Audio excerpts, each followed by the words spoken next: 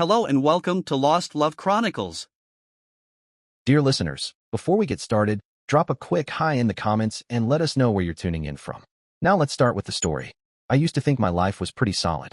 I had a decent job as a mechanic at a local garage, a rented house in an okay neighborhood, and a wife, Ariana, whom I'd been with since college. Nothing fancy, but stable. You know, I worked hard, paid the bills on time, and thought I was building something that would last. Ariana and I weren't perfect, but whose relationship is? We had our routines, our inside jokes, our plans for the future, or at least, that's what I thought. Then, about 2 years ago, everything blew up in my face. I came home early from work one day, hoping to surprise Ariana for our anniversary. I wanted it to be a good surprise, something to show her I cared. But when I walked in, I found her in our bed, screwing our neighbor. I'm not even exaggerating. The look on her face when she saw me standing there wasn't embarrassment or guilt. No, it was pure annoyance, like I was the one who'd ruined her moment. That's when I realized our 6-year marriage was dead long before I even opened that bedroom door. The next few weeks were a nightmare. A blur of arguments, fake apologies, and me crashing on my buddy Mike's couch, trying not to lose my mind. Ariana kept insisting it was just a mistake, that we could work through it. But then I found the texts. Months and months of them. This wasn't a one-time slip-up. She'd been cheating on me pretty much our entire marriage. When I confronted her, she just shrugged and said, "You don't understand. It was complicated." I wanted to scream. Complicated? We were married, Ariana. You're supposed to be my partner. She just looked away. The divorce was brutal. She tried to take everything, including the car I'd bought before we met her. Her lawyer was some shark in a suit who treated me like dirt. Meanwhile, I could barely afford my own lawyer, who seemed more interested in his lunch break than my case. But the worst betrayal wasn't even from Ariana. It was from my sister, Brooklyn. We'd always been close, or so I thought. She's a 29-year-old single mom with 2 kids. I helped her out whenever I could. Bought school supplies for my niece and nephew. Fixed her car countless times. Even paid her rent twice when she was between jobs. How did she repay me? By siding completely with Ariana. Not because she thought I deserved to be cheated on, but because Ariana was buying her new clothes, taking her out to fancy restaurants, even babysitting so Brooklyn could go on dates. And the cherry on top?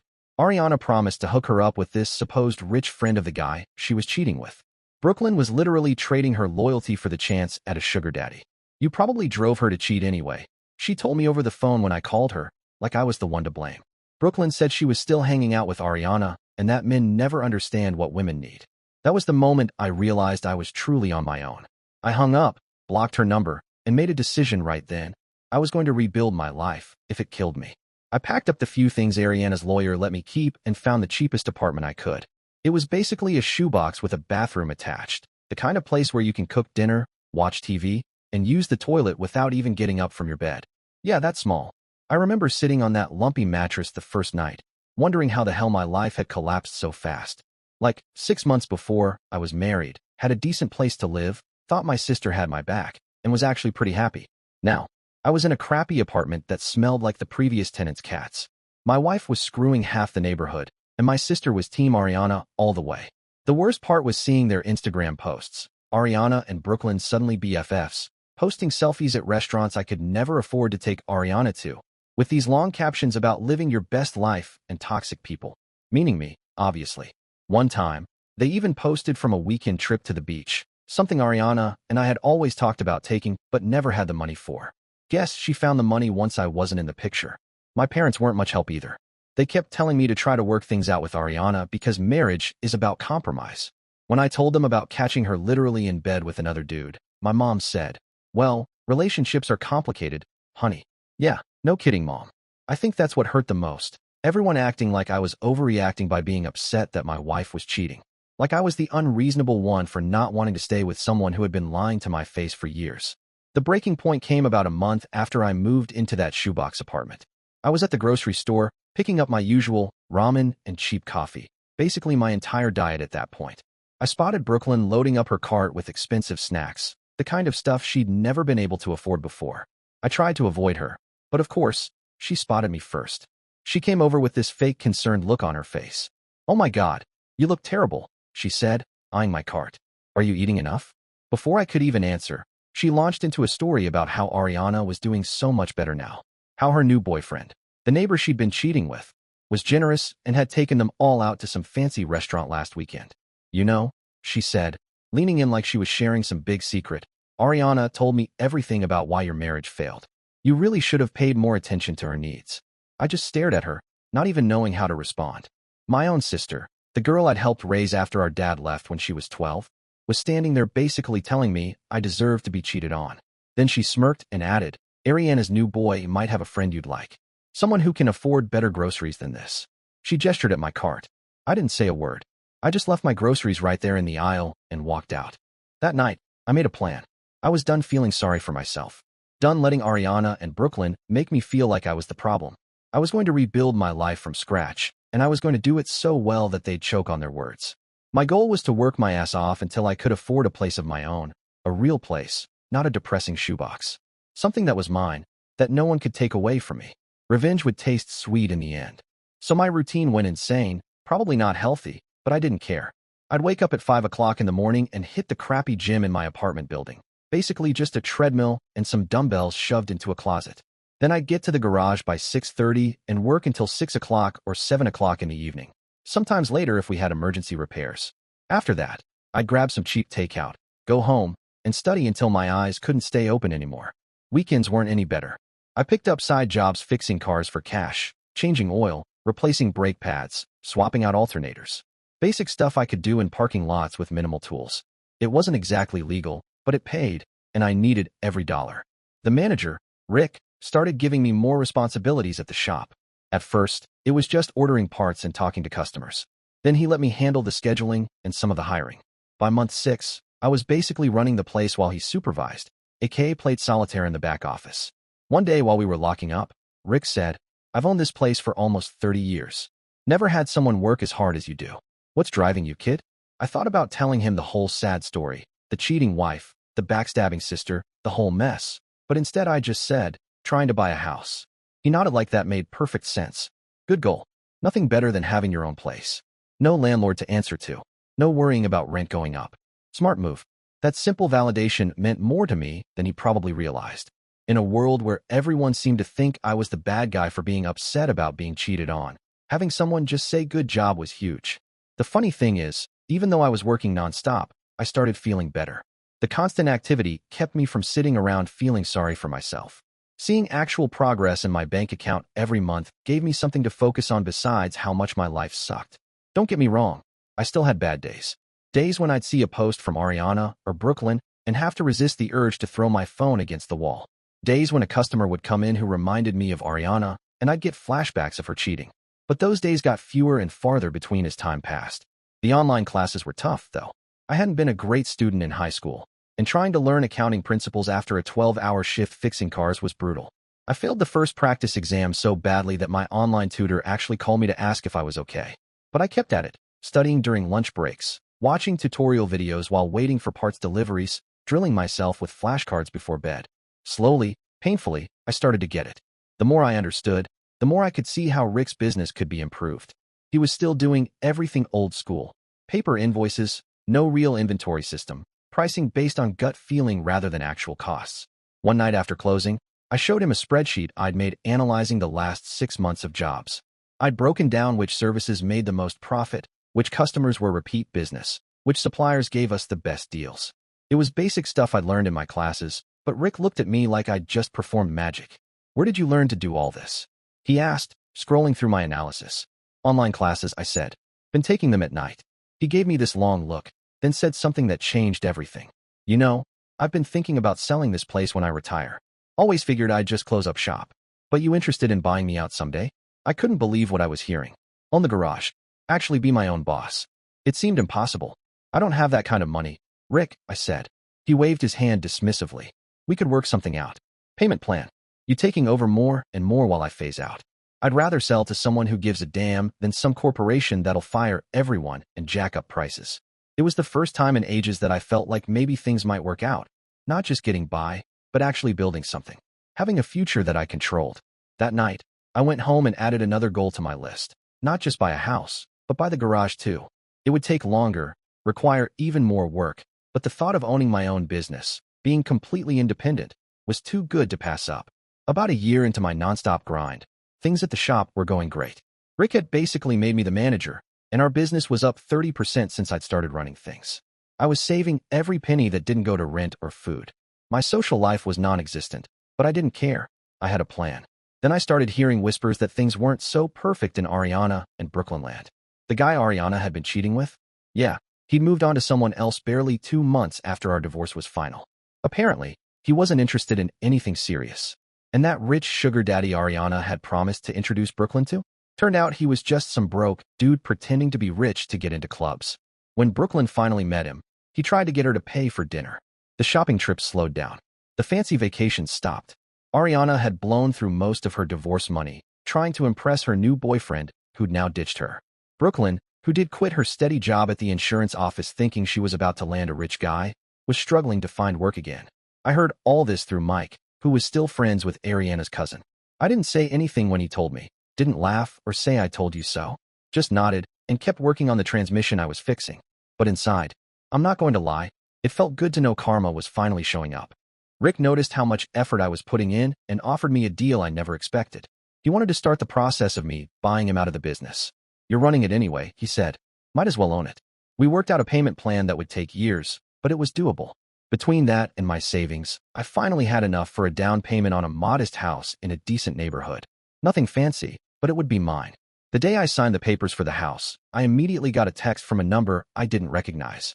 It was Brooklyn. Somehow she'd gotten a new phone and wanted to reconnect. Said she missed her brother and how family should stick together. I didn't respond. I was too busy planning my move. Then one Saturday, I was at the shop late finishing up a complicated engine rebuild when Rick came in. He usually didn't work weekends, so I was surprised to see him. Don't you ever take a day off? He asked, shaking his head. I shrugged. Got nowhere else to be. He sat down on the stool next to my workbench. Look, I've been meaning to talk to you about something. My wife and I are thinking about moving to Arizona. Her arthritis is getting worse and the cold winters here aren't helping. The doctor says a warmer climate would be good for her. My heart sank. Was he selling the garage to someone else after all my hard work? So what happens to the shop? I asked, trying to keep my voice casual. Rick looked at me like I was an idiot. That's what I want to talk about. I'm ready to accelerate our plan. Instead of the 5-year buyout we discussed, I want to do it in 2. You take over as owner at the end of the year. We work out a payment schedule you can handle, and I head west for some sunshine. I couldn't believe what I was hearing. It was happening way faster than I'd expected. I don't know if I have enough saved for that kind of down payment yet. I admitted. I just put most of my savings toward the house. Rick waved his hand dismissively. We'll figure it out. You've already increased business by 30%. The place is worth more with you running it anyway. Maybe we adjust the percentages a bit. You get a bigger cut of the profits now, but more of that goes toward your ownership stake. We spent the next hour working out the details. By the time he left, we had the outline of a deal that would make me the owner of Rick's Auto Repair by Christmas. It wasn't perfect. I'd be stretching myself financially for a couple of years, but it was doable. And the thought of owning my own business before I turned 35? That was worth the risk. As I was locking up the shop, my phone buzzed with another text from Brooklyn. This one was less friendly than the first. Seriously? You're just going to ignore me after everything I've done for you? Real mature, bro. I snorted. Everything she'd done for me. Like trash-talking me to my ex-wife. Mocking my pain while I was at my lowest point. Choosing Ariana's empty promises over her own brother. I typed out about 5 different angry responses, deleted them all, and finally settled on. Busy with work. Talk later. It was non-committal enough that she couldn't accuse me of ignoring her, but vague enough that later could mean basically never. I had no interest in letting Brooklyn back into my life just because her meal ticket had disappeared. When I got home to my crappy apartment that night, I looked around at the packed boxes and cheap furniture and felt something I hadn't experienced in a long time. Pride. In just a few days, I'd be moving into my own house. In a few months, I'd own my own business. And I'd done it all by myself, while the people who were supposed to love me were betting on my failure. Because nothing in this life is perfect, the next morning I got a call from the real estate agent. The seller was trying to back out, claiming they got a better offer. My stomach dropped, but the agent reassured me the contract was airtight. It would just delay closing by a couple of weeks while their lawyers set them straight. Annoying, but after the year I'd had, one more obstacle wasn't going to stop me. 3 days before I was set to move into my new place, there was a knock at my apartment door. I wasn't expecting anyone, and the few friends I had left knew I was busy packing. I opened the door to find Brooklyn standing there, looking nothing like the confident woman who'd mocked me at the garage a year ago. Her hair was a mess, her clothes wrinkled, and she had this desperate look on her face that I recognized. It was the same look she used to have before asking me for money. "Hey, stranger," she said, trying to sound casual. "Can I come in?" I didn't move from the doorway. What do you want, Brooklyn? She forced a laugh. Can't a sister just visit her brother? It's been forever. Yeah, I said, crossing my arms. About a year since you came to the shop to brag about Ariana's diamond bracelet. Her fake smile dropped. Look, I made some mistakes, okay? I was stupid. Ariana fed me all these lies about you, and I believed her. I'm sorry. I laughed, sharp and bitter. Where's Ariana now? Still buying you stuff? Brooklyn's eyes dropped to the floor. We're not really hanging out anymore. She's going through some stuff. That meant Ariana wasn't useful to her anymore. I sighed again. What do you want, Brooklyn? That's when she noticed the boxes behind me. Are you moving? Yep, I said. Bought a house. Closing was last week. Her eyes lit up like I'd just handed her a winning lottery ticket. A house. That's amazing. How many bedrooms? And there it was. I could see the wheels turning in her head. 3, I said, knowing exactly where this was going. That's perfect. She exclaimed, way too enthusiastically. Because, well, I'm kind of in a situation. My landlord's selling the building, and we have to be out by the end of the month. The kids and I have been looking, but you know how crazy rent is these days. I just stared at her, waiting for her to get to the point. So I was thinking, she continued, maybe we could help each other out. The kids and I could move in with you. We wouldn't be any trouble. I could help with bills once I find a new job, and the kids would love having their uncle around. The audacity was actually impressive. After everything, the betrayal, the mockery, the complete dismissal of my pain, she really thought she could just show up and get a free place to live? No, I said simply. Her smile faltered. What do you mean, no? I didn't sugarcoat it. I mean, no. You can't live with me. Not now. Not ever. She switched tactics immediately. Her eyes welled up with tears. But the kids, they have nowhere to go. We might end up in a shelter. Is that what you want? Your own niece and nephew homeless because you're too selfish to help? That's when I lost it. Not by yelling or slamming the door, but by laughing. I couldn't help it. The sheer manipulation was so transparent. Where were you when Ariana was screwing around behind my back? I asked, my voice cold. Where were you when I was sleeping on Mike's couch? When I lost my house, my savings, my marriage? Oh, right. You were shopping with the woman who destroyed my life, laughing about what a loser I was. Her face went pale. That's not, I didn't mean. I started to close the door, but she stuck her foot in the way. Please, she begged, real desperation in her voice. Now I have nowhere else to go. Mom and Dad won't help. Ariana's ghosting me. My friends, they can't take us in. That sounds like a you problem, I said, echoing the exact words she'd said to me when I told her Ariana had taken most of our joint account before I could freeze it. I moved her foot and closed the door. For about 5 minutes, she stood out there, knocking and calling my name. I ignored her completely, going back to packing boxes like she wasn't even there. Eventually, she gave up and left. I thought that would be the end of it. I should have known better. The next day, my phone started blowing up with texts and calls, not just from Brooklyn, but from my parents too. Apparently, Brooklyn had gone straight to them with some sob story about how I was refusing to help her and the kids in their time of need. My mom's voicemail was classic guilt trip material. I raised you better than this. Family helps family. I can't believe you would let your sister and those poor children suffer when you have a whole house to yourself. Never mind that my parents had barely reached out during my divorce. Never mind that they'd suggested I try to work things out with Ariana even after I told them about the cheating.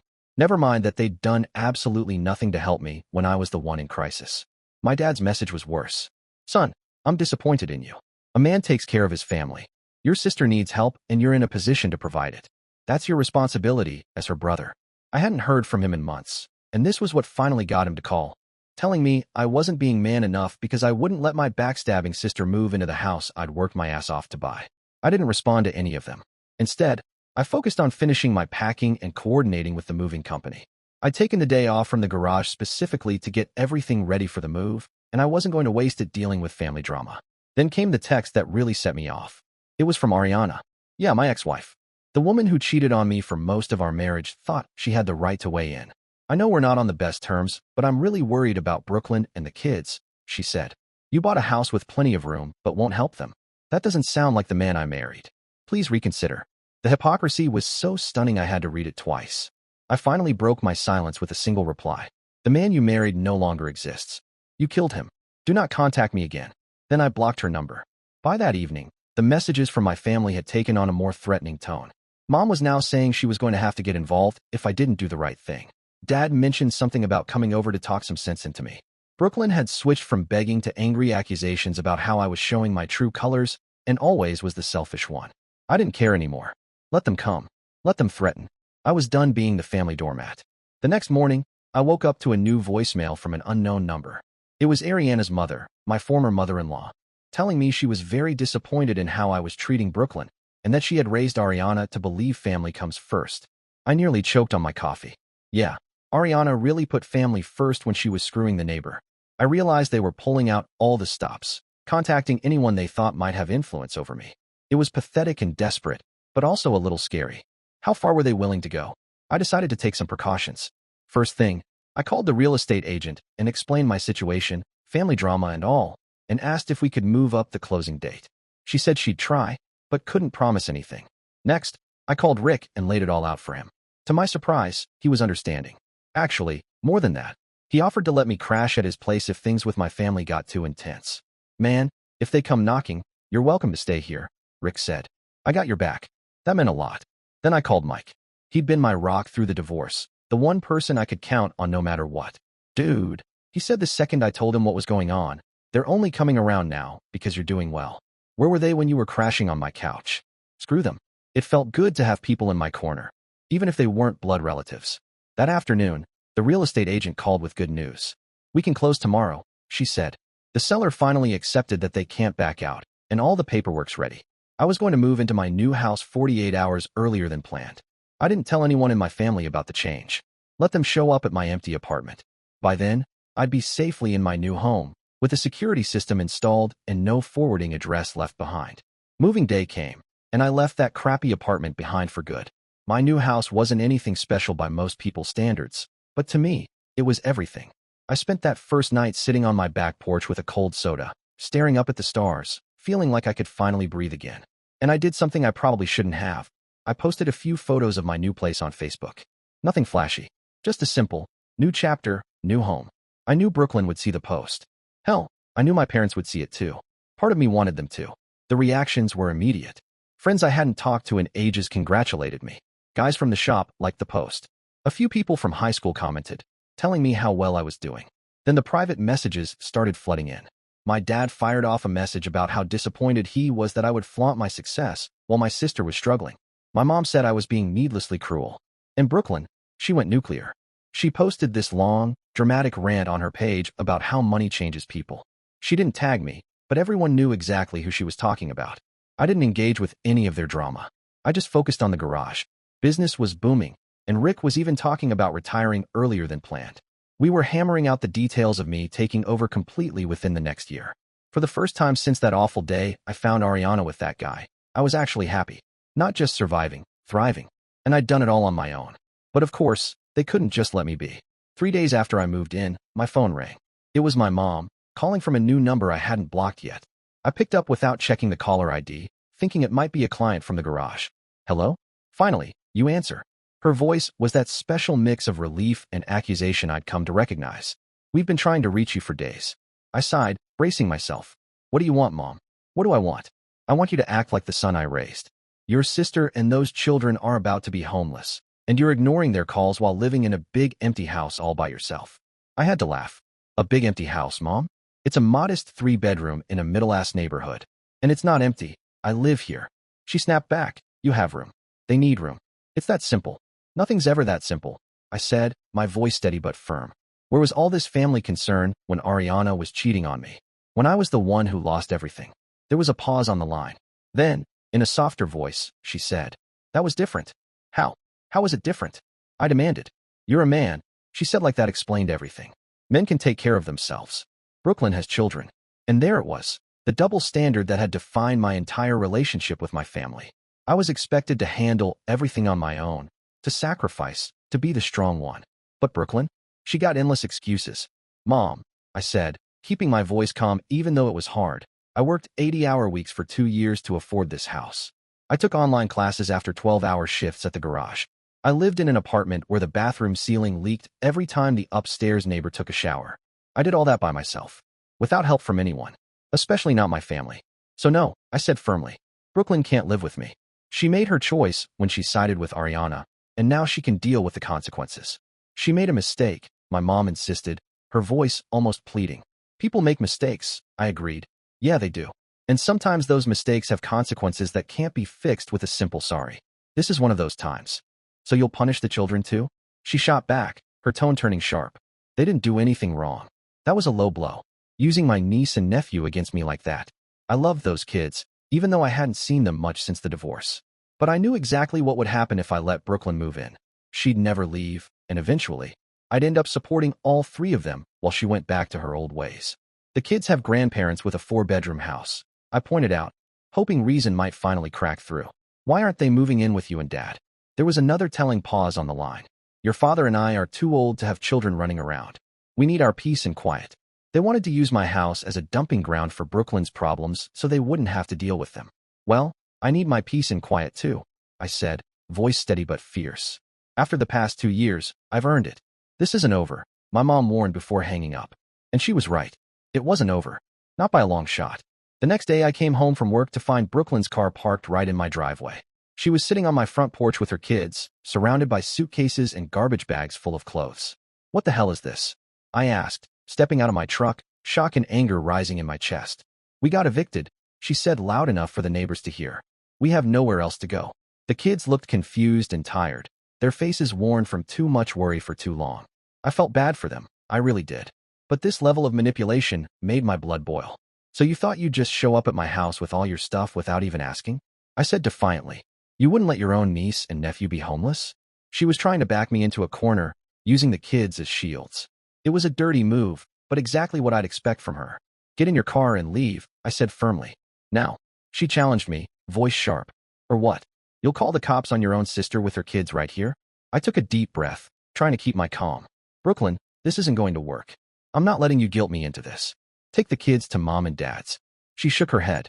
They won't take us. Then call Ariana, I suggested. You two were best friends, remember? Shopping buddies? She can put you up. Brooklyn's face darkened. Ariana and I, we're not really talking anymore. Shocking, I muttered under my breath. I softened my tone just a bit. Look, I feel for the kids, I really do. But you can't stay here. Brooklyn spat, acting all high and mighty. Because you've got a house now? Newsflash, you're still the same loser Ariana cheated on. No wonder she couldn't stay faithful. Who'd want to be with someone so selfish and cold? And just like that, any guilt I might have felt vanished. That was the real Brooklyn, the one who had mocked my pain, who had chosen Ariana over her own brother, who was now trying to manipulate me using her children. Get off my property, I said coldly. Now, or I really will call the cops. She must have seen something in my face that told her I meant it, because she started gathering up her bags. Come on, kids, she said loudly, trying to sound brave. Your uncle doesn't want us. We'll figure something out on our own, like we always do. A week after Brooklyn's little stunt on my porch, I thought things would finally settle down. I had my house, my business, my peace. But people like her and Ariana, they don't go down without one last desperate attempt. I knew better this time, so I took precautions. The morning after Brooklyn's stunt, I went straight to the county clerk's office and filed for a no trespassing order against her. The process was easier than I expected. Turns out when someone shows up with bags and kids trying to force their way into your home, that's actual grounds for concern. The police officer I spoke to said I had enough evidence to enforce it immediately. She also suggested I install cameras, just in case Brooklyn tried anything again. So that's exactly what I did. By noon, I had security cameras covering every inch of my property, with motion alerts sent straight to my phone. Let Brooklyn try another sob story ambush. I'd have the cops at my doorstep before she could get comfortable. But then Ariana showed up. Out of nowhere. It was late, close to midnight, and I was just pulling up after a long day at the garage. The porch light caught a figure sitting on my front steps, arms wrapped around herself. It took me a second, but when she looked up, I recognized her. Ariana. She looked terrible. Nothing like the put-together woman who used to flaunt new jewelry on Instagram while mocking me behind my back. Her hair was a mess, bags under her eyes, and she looked smaller somehow, like life had finally knocked her down a few pegs. Matt, she said, voice weak. I didn't know where else to go. I laughed, the sheer audacity hitting me like a punch. Not my problem, I said, stepping around her to unlock the door. Please, she said, standing quickly. Just talk to me. I sighed. Talk about what? Ariana? How you cheated on me for years. How you ran through the divorce money and got dumped. Or maybe how you encouraged my sister to turn against me. Pick one. She flinched, but didn't say a word. I made mistakes, she whispered, swallowing hard. I was stupid. I thought. She stopped, rubbing her arms like she was trying to hold herself together. I thought I had everything figured out, but I didn't. He left me mad. Just like that.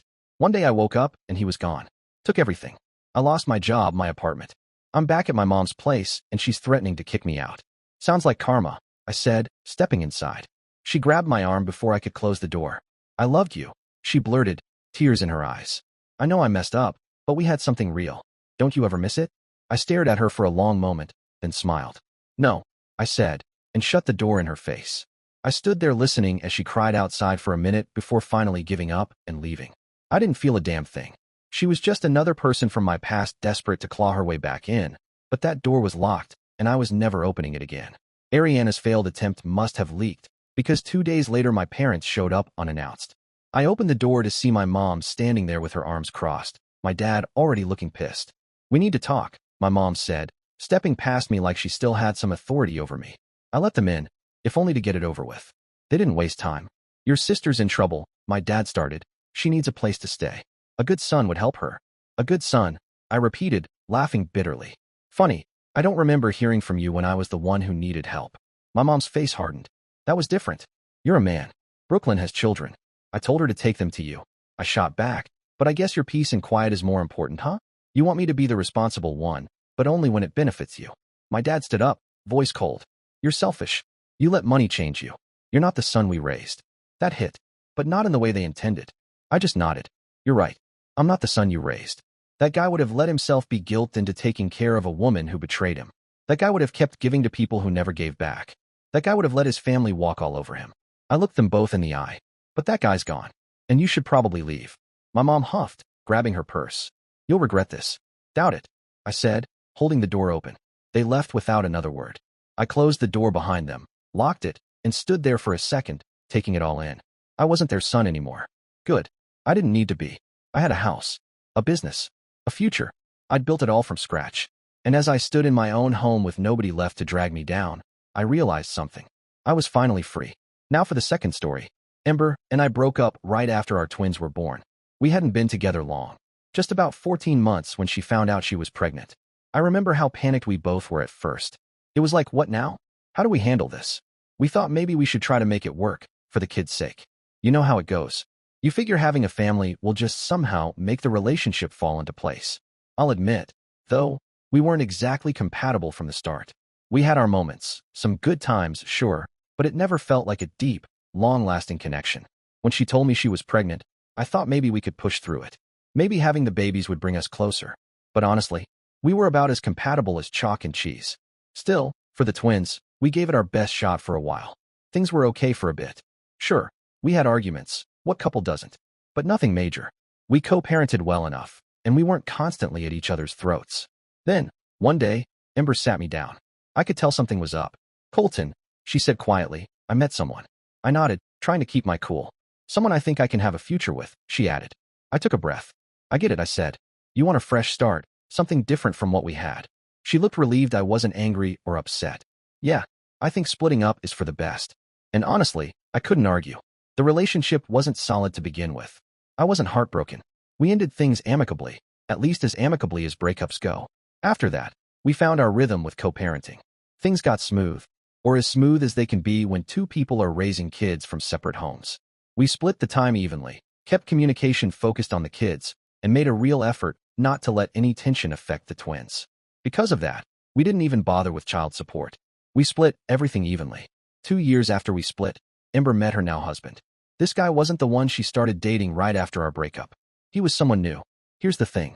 Ember's new husband had a daughter about the same age as our twins. When she first told me about him, how serious things were getting, I wanted to be supportive.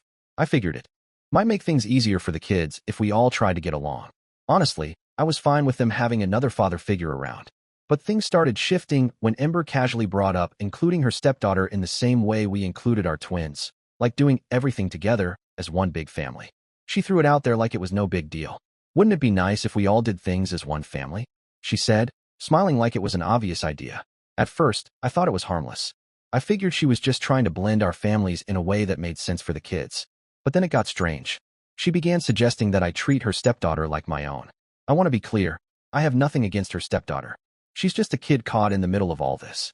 But Ember seemed to think that because we were connected through the twins, I was somehow obligated to include her stepdaughter in every single activity and outing I had with my kids.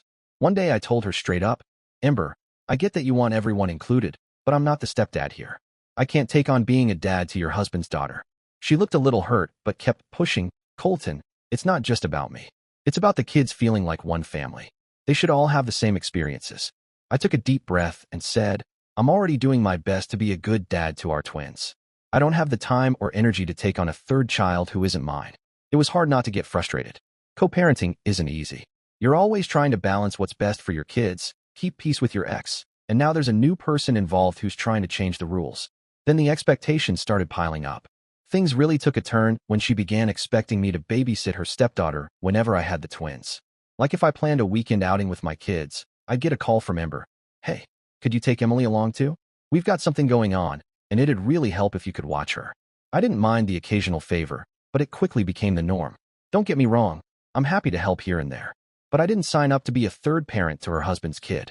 And honestly, I didn't see how that was fair to me or my own kids. After some time, I started to realize something. Every time I planned something special for my twins, it somehow turned into a thing about the other kids in Ember's household. It was like I wasn't allowed to have time just with my own kids anymore.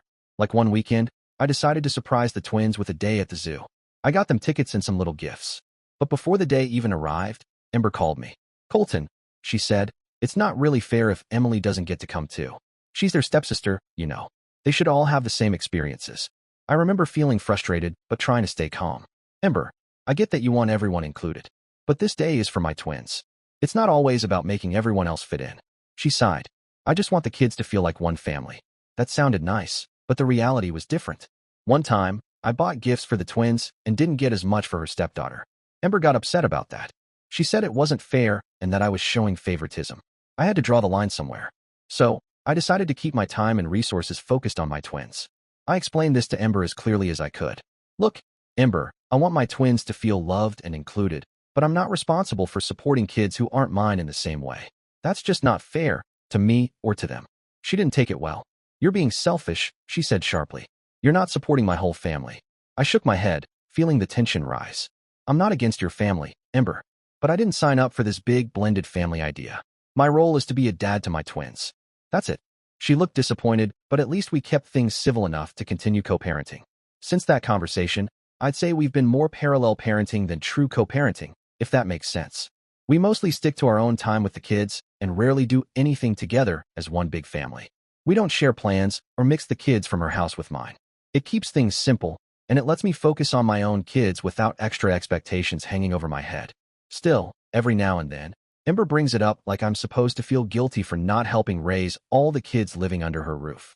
Over the years, her family situation has gotten even more complicated. She and her husband had a baby together, and later, they took in her husband's nephew. So now at her place, there's my twins, their stepsister, a step-cousin, and a half-sister. Ember tries to keep everyone as one big happy family. But I've made it clear, my role is with my kids, and that's it. It's complicated. Every time I think we've hit a point where things are settled, something new comes up. But I've stuck to my boundaries, and honestly, I don't think it's unreasonable to focus on the two kids who are actually mine. It's one thing to support Ember's decisions as a mother, but it's another thing entirely to be expected to parent everyone under her roof. Fast forward a bit, and that's when things really started going off the rails. Over the years, with more members added to Ember's household, it became harder and harder to keep my boundaries steady. At first, we had figured out a balance. I was doing my part as a dad, but I wasn't wrapped up in her new family situation. But Ember's expectations kept growing. It felt like every few months, there was something new she expected me to help with: her stepdaughter, her husband's nephew, their baby together. It was like they kept adding layers, and somehow, I was supposed to shoulder some of that load. Then came this whole school trip thing. The school my kids go to is small, so they're in a mixed-age class. That means my twins are in the same classroom as their stepsister and their step-cousin. Fair enough, I thought. It's unusual, but it works for the school, and it didn't bother me. What I didn't expect was how it would turn into a battle about money with their mom and stepdad, about what I was supposed to pay for. This trip was a big deal for the kids.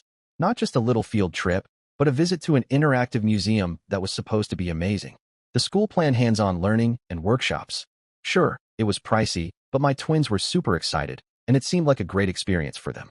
I could cover the cost, so I thought, why not?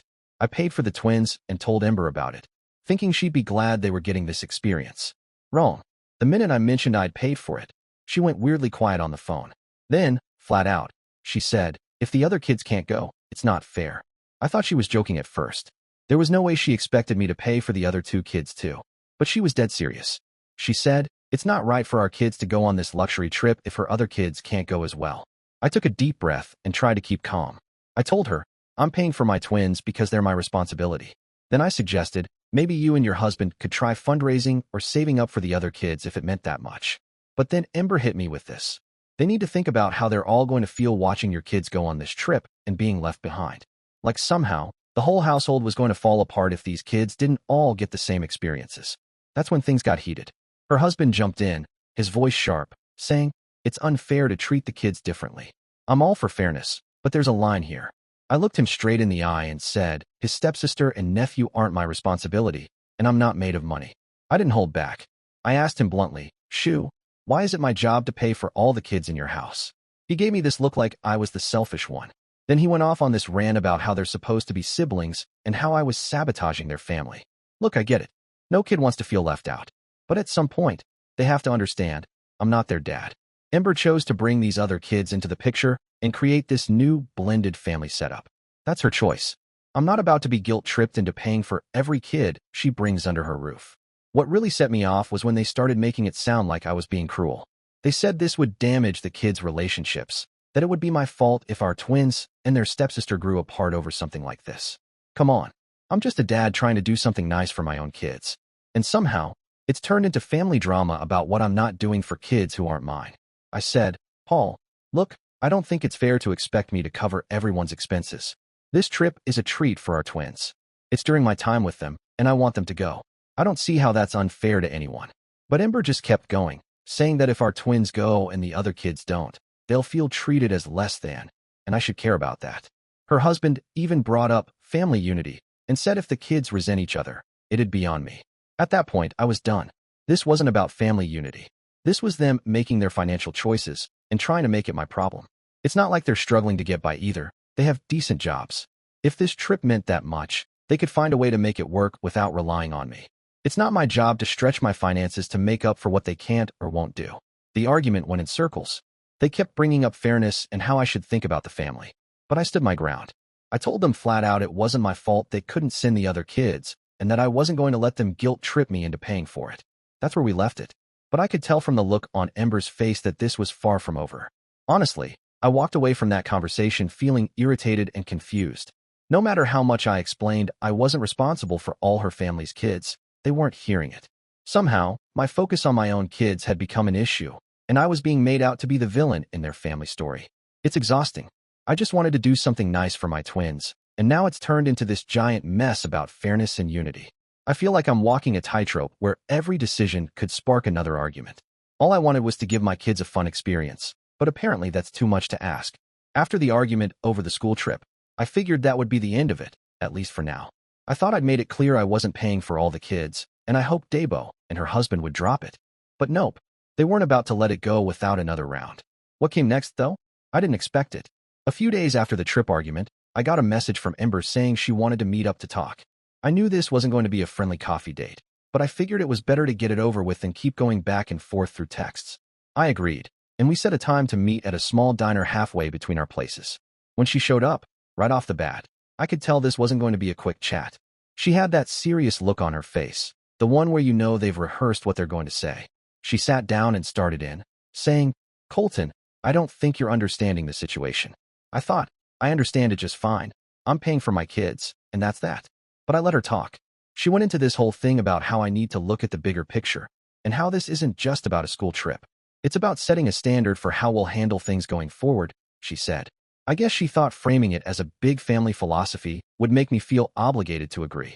She said, "This trip is just one example, and in the future there will be other activities, events, maybe even family vacations, and we should be on the same page about treating all the kids equally." I couldn't believe it. Was she seriously suggesting I pay for family vacations for all her kids now? I listened, trying not to react too much, because I knew if I got heated, it would only make things worse. Then she brought up the fairness argument again, like it was some kind of hammer she just loved swinging. She said, "Your kids get to do these things, and the others don't. It's going to cause resentment. They're going to feel left out." She even went as far as to say it could damage the kids' relationships with each other, that they'd grow up with this inequality that'd tear them apart. I sat there, thinking, And are there already different kids from different families with different lives? Why is this my problem to solve? When she finished, I tried to keep my voice calm and said, I get that you want all the kids to feel equal, but these aren't my kids. They're not my responsibility. I reminded her that we've been doing this parallel parenting thing for a while. She handles things on her end, and I handle things on mine. But apparently, she decided that's not enough anymore. That's when she dropped the real kicker. She said, so if you really cared about the kids' well-being, you want to support the whole family, not just your kids. She went on about how I needed to show good faith by stepping up for the other kids as well. I almost laughed out loud because it felt absurd. Since when does supporting your kids mean taking on everyone else's kids too? At that point, I felt myself starting to lose it. I told her, look, I do care about my kids' well-being. That's why I'm willing to do these things for them. But I'm not going to let you guilt-trip me into paying for kids that aren't mine. She didn't like that. She got defensive and said, you're being selfish and not thinking about how this will affect the kids in the long run. I fired back. How is it selfish to take care of my own kids? You made the choice to add these other kids into your household. That's not on me. Then her husband showed up. I don't know if she planned for him to just happen to stop by, but suddenly he was there, coming over to our table. He barely acknowledged me and went straight to Ember like he was about to save the day. He sat down across from me and immediately started in like he'd been waiting for this chance. He said, don't think you're being fair. We're supposed to be creating a family here, and your actions are putting up barriers. I stared at him, wondering if he seriously thought I'd buy into this we're all family thing when it came to my wallet. I told him straight up, son, I'm here to support my twins. That's what I signed up for. You can't expect me to pretend all these other kids are mine financially. Then he hit me with, well, if the kids start hating each other, that's on you. You're the one creating division. That set me off. I told him, you're the one pushing for me to play dad to kids that aren't mine. I'm not the one making this complicated. I just want to do right by my twins, and that's it. I didn't care if he thought I was being cold. I felt like they were ganging up on me, making me feel like the bad guy for having boundaries. Things got heated after that. Ember jumped in, saying, if the kids grow up resenting each other, it'll be because you didn't care enough to support our family vision. I couldn't believe what I was hearing. I told her, Tiff, if that's the case, maybe you and your husband need to figure out a way to handle it, but don't put it all on me. By this point, people in the diner were giving us looks. I didn't care. I was fed up with being made to feel like the villain. I just wanted to do something nice for my kids, and it had spiraled into this mess about what I owed her household. It was like they expected me to fund whatever came up for every kid under their roof because they decided to blend their families. I stood up and said, look, I've said my piece. My focus is on my twins, and that's not changing. If you want everything to be equal, maybe you need to look at what you guys are doing, not what I'm doing. I'm done being the bad guy here. With that, I walked out feeling a mix of frustration and relief. It was clear no matter what I said, they weren't going to get it. As I left, I could feel their eyes on me like they were waiting for me to give in. But I was done. After that disaster of a conversation, I thought things might cool down. I figured Ember and her husband would get the point and drop it. But I should have known better. The whole thing didn't disappear, it got worse. A few days later, I started getting long-winded texts from her family members. It started with her sister, who's usually chill and stays out of our issues. Suddenly, she's texting me about how it's important for the kids to feel like they're in one big family. She started with messages like, if you really cared about your kids' happiness, you'd be willing to do this for them. It felt like she was implying I was doing something wrong just because I didn't want to pay for her sister's stepkids. At first, I tried to ignore it, thinking she'd eventually let it go. But the messages kept coming, and they got less nice. It went from subtle suggestions to flat-out accusations. Suddenly, I was selfish, stingy, not thinking about the bigger picture. They made it sound like I was tearing their happy family apart just because I didn't want to fund a trip for kids who aren't mine. It was like I'd declared war on them or something. Then it got worse. Ember's mom called me. I hadn't spoken to her in a while, so I was surprised to see her name pop up on my phone. I figured she'd want to talk about the twins, maybe have a calm discussion. Nope. The moment I answered, she launched into this speech about how things should be. She said, if you just paid for all the kids, this wouldn't be an issue. You need to think about how much better it would be if you were more involved with all the children. I felt my patience slipping. I told her, with all due respect, those kids are not my responsibility. I'm doing right by my own kids, and that's what I signed up for. But she didn't let up. She kept going, saying, a good man steps up and takes care of the whole family, not just his own. I was floored. I tried to explain, I want the best for my twins, but that doesn't mean I have to financially support every kid or daughter brought into the household. I added firmly, I'm not going to feel bad for taking care of my own kids and setting boundaries. She wasn't listening. The conversation spiraled, with her repeating the same lines about my duty as a father and how the kids would suffer if I didn't step up. She played the guilt card hard. By the end, I was done. I told her we weren't going to agree, politely ended the call, and that was that. But the pressure didn't stop. Over the next week, it felt like they were rallying the whole family against me. Ember's brother left a passive-aggressive comment on one of my social media posts about being a dad, saying, "Real dads support their families no matter what." It was obvious he wasn't talking about just my kids. I didn't respond. I deleted the comment and moved on, but it still annoyed me. I'm doing my best for my twins, and somehow that makes me the bad guy in their eyes. One day, I dropped the kids off at Ember's, and as I was heading back to my car, her husband caught up to me. No hi, no small talk. He just jumped right in. He said, "You know you're hurting the kids with this." I was taken aback. I thought we'd hash this out, but he wasn't done. He went on about how my decision not to pay for all the kids is driving a wedge between the siblings and how I need to be more considerate of the family dynamic. I told him, and I'm not hurting anyone. I'm taking care of my kids. They're not the ones struggling here. He wouldn't drop it. He kept going on about how everyone in the family thinks I'm unfair and how it's only a matter of time before the kids pick up on it and resent each other. It felt like he was laying the whole weight of the family's happiness on my shoulders. I looked him straight in the eye and said, "And your family's opinion doesn't change my responsibilities. I'm not their dad. I'm here for my kids, and that's not going to change." At that point, I honestly didn't know what else to say. No matter what I did, they were going to see me as the villain. That night, I sat alone trying to figure out how it had come to this. All I wanted was to take care of my kids and give them good experiences, and somehow, I was being painted as some cold-hearted guy who didn't care about family unity. They just couldn't see the line between what's fair and what's not. I vented to a couple of close friends about it. One of them shook his head and said, "Man, that's ridiculous. If they're so worried about the kids missing out, why don't they just pitch in and fund the trip themselves?" I laughed, but it was bitter, because it really felt like her whole family had decided I was obligated to be an all-in parent to kids who weren't mine, just to keep the peace with people who didn't respect my boundaries. The whole thing left a bad taste in my mouth. Texts and calls kept coming from random family members, all pushing the same line. I was over it. It felt like they'd built up this idea that I owed them something, and they weren't going to drop it until I caved. By the end of that week, I realized reasoning with them was pointless. They weren't looking for an explanation. They wanted me to fall in line. But I told myself I wasn't going to let them wear me down. My kids are my responsibility, and I wasn't going to let this extended family guilt trip change that. It's crazy that all this started from me trying to pay for my kids' school trip, but it turned into a battle over who's doing enough for the whole family. They may not like it, but I know where I stand. After that week of nonstop messages, friendly advice, and guilt tripping from Ember's family, I knew I had to make a final call on my boundaries and stick to them. No exceptions. It was clear that no matter how much I explained myself, they weren't going to get it. They were laser-focused on this one big happy family idea, and apparently, I was the guy standing in the way just because I refused to pay for every kid they added to their home. First, I talked to my twins about the upcoming trip. I wanted to make sure they were still excited and didn't feel awkward about it because, after all the drama, the last thing I wanted was for them to feel guilty. I kept it simple and said, "Hey, I'm really looking forward to this trip for you guys, and I want you to know this is something special for just the two of you." I didn't go into the messy details, but I wanted them to know it was okay to enjoy something for themselves. Both of them seemed relieved. They'd picked up on some tension, kids always do, but they were happy and genuinely excited to go.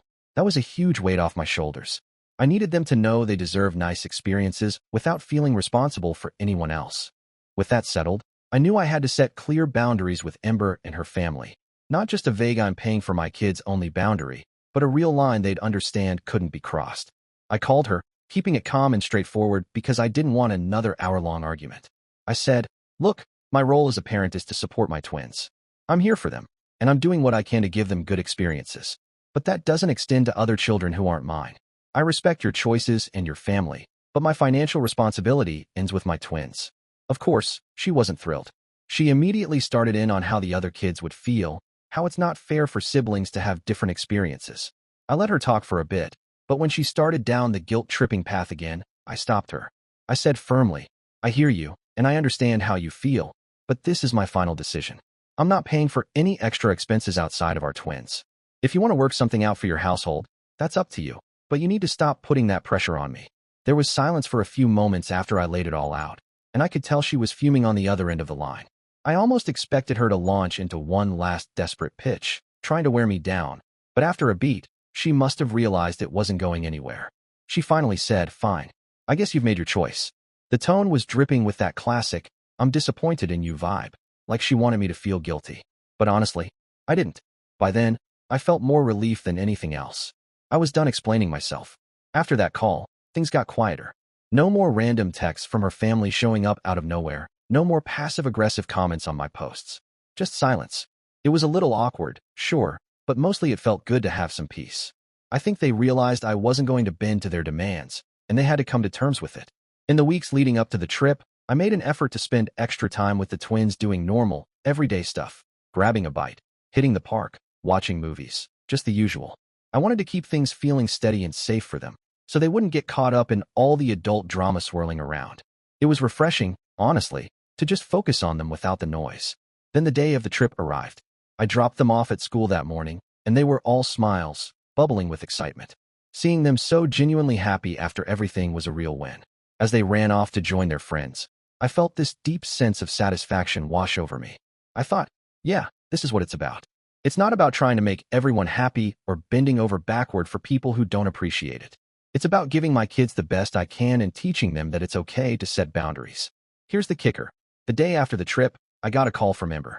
I braced myself for some snarky comment or a passive-aggressive jab, but instead, she asked, "Did the kids have fun?" I told her they did, keeping it short because I wasn't about to dive back into the old arguments. Then she caught me off guard. She said, "Saint, and I didn't agree with you, but I respect that you stood up for yourself and your kids." I guess I needed to hear that. I was shocked. I hadn't expected her to come around like that. It wasn't an apology, not exactly, but it felt like an acknowledgement that maybe I wasn't the villain they'd painted me to be. Since then, things have been a lot more peaceful. I don't hear from her family anymore, and it feels like we've reached a new level of understanding. We might not see eye to eye on everything, but we've accepted our roles in the kids' lives. Honestly, I think it's made me a better dad because I'm not constantly second-guessing every decision, wondering how it'll affect her household. I'm just focusing on what's best for my twins. In the end, this whole situation taught me something important. Sometimes setting boundaries isn't just about saying no to others. It's about saying yes to your own peace of mind. I've learned it's okay to prioritize my family and not feel guilty about it. If others don't get it, well, that's on them, not me. Things are in a good place now. The twins are happy, I'm happy, and it feels like we're moving forward without all the extra baggage. I made it clear where I stand, and I think everyone, even Ember and her husband, has come to respect that. It's not perfect, and I'm sure there'll be bumps down the road, but I know I can stand my ground and make decisions that are best for my family without getting lost in everyone else's expectations. A few weeks after things had settled down, I thought I'd finally heard the last of the demands. But then Ember hit me with something new. Out of nowhere, she started talking about the twins' living situation at her place and how they don't have the same comforts they have with me. At first, I thought she was just venting, maybe frustrated with her own circumstances. But then she dropped a hint, a big one, that I should do something about it. Turns out, she wanted me to buy a house. Not for me, but for the kids. She said it wasn't fair for them to go back and forth between two different standards of living and that it could hurt their self-esteem if they felt like they were lacking at her place. I was trying to process if she was serious, but nope, she was dead serious. She expected me to buy a second house for the kids to stay in when they're with her, so she could live there too. All on my dime. I tried to keep calm, but I had to ask, does that even make sense? You already have a home. She immediately went off about how their house is too small for a family her size and how it's affecting the kids' mental well-being. She started talking about equal standards, like it was my job to make up for every choice she'd made since we split. When I told her flat out that wasn't going to happen, she pulled out every guilt trip in the book. She said, "Don't you want the kids to feel just as comfortable at my place as they do with you? It's unfair that you're not willing to provide for their full living experience." She made me out to be some cold-hearted jerk just because I didn't want to buy her family a new house. At that point, I was done. I told her, "Look, the twins have everything they need at your place. If you think they need a bigger house, that's something you and your husband can handle. I'm not responsible for upgrading your home." She was quiet for a moment, then snapped back. "Well, if the kids end up feeling like they have a real home only with you, that'll be on you." I just shook my head. That was the end of the conversation. I don't know how she thought this was a reasonable request. I want the best for my kids, sure, but that doesn't mean I'm buying her a whole new lifestyle. I guess there's no limit to what she'll ask for, but I'm clear now. It took me a while to get to this point, but after that whole mess with Ember asking me to buy her a house, for her, her husband, and her stepkids, I realized things had gone too far. I wasn't just dealing with unreasonable requests anymore. I was watching my kids get pulled deeper into a family dynamic where their needs were secondary, and I couldn't ignore that any longer. One night, after putting the twins to bed during their weekend stay, I sat at the kitchen table staring at the same family court paperwork I'd looked at a dozen times before. But this time, I didn't hesitate. I filled it out. I filed a motion to modify the custody agreement and pursue full custody. Not out of spite, not out of ego, out of necessity. When the court date came, I showed up prepared. I'd kept records, texts, emails, even voice messages. But more than that, I spoke from the heart. When the judge asked why I was seeking full custody, I said, "Your Honor, I've done everything I can to co-parent peacefully. I've respected the agreement. I've gone out of my way to support my children emotionally, financially, and in every way I know how. But lately, I've been put under increasing pressure to provide for Ember's stepchildren as if they're my own, at the expense of my kids. And when I say no, it causes stress, confusion, and guilt for my twins. That's not a stable environment. That's not co-parenting. That's coercion, and it's hurting them." The judge listened closely, taking notes. Ember, sitting across from me with her lawyer, stayed quiet most of the time. Maybe she thought I wouldn't go through with it. Or maybe she didn't think I had a case. But then the judge did something I hadn't expected so soon. He ordered a child services agent to visit both households and speak with the twins privately. That week felt like a month. When the agent arrived at my home, she was polite but observant, taking notes about everything: the kids' room, their schedules, how I interacted with them. She talked to them alone for a while. I didn't eavesdrop. I just waited, hoping that whatever they said reflected the truth of what they'd been feeling. A few days later, the court reconvened. I walked in with nerves running high, but the moment the judge spoke, I felt everything shift. The Child Services report indicates that while both parents provide shelter, the emotional environment at the mother's household appears strained. The twins stated they often feel neglected in comparison to the stepchildren and expressed feeling pressure to sacrifice or compromise their needs to keep peace in the household. They expressed a clear and consistent desire to live primarily with their father. He paused, looked up from the report, and continued. In addition, the court finds that Mr. Reese has demonstrated a consistent and responsible pattern of care, support, and stability for the children. It is in the best interest of the minors to modify the custody arrangement. Effective immediately, full physical custody is awarded to Mr. Reese. I exhaled for the first time in what felt like days. Ember didn't say much. She looked stunned, like she couldn't believe the emotional weight she'd been throwing around had finally caught up to her. I didn't feel victorious. I felt resolved. Later that evening, when I told the twins they'd be living with me full-time, they both jumped up and hugged me. Lila said, "So we don't have to go back there anymore?" And Derek just whispered, "Thanks, Dad." I hugged them both and said, "You're home now. For good." It wasn't about winning. It was about protecting them. And now, for the first time in a long time, I know they're exactly where they belong. Dear listeners, please share your thoughts in the comments section below and don't forget to like, share, and subscribe.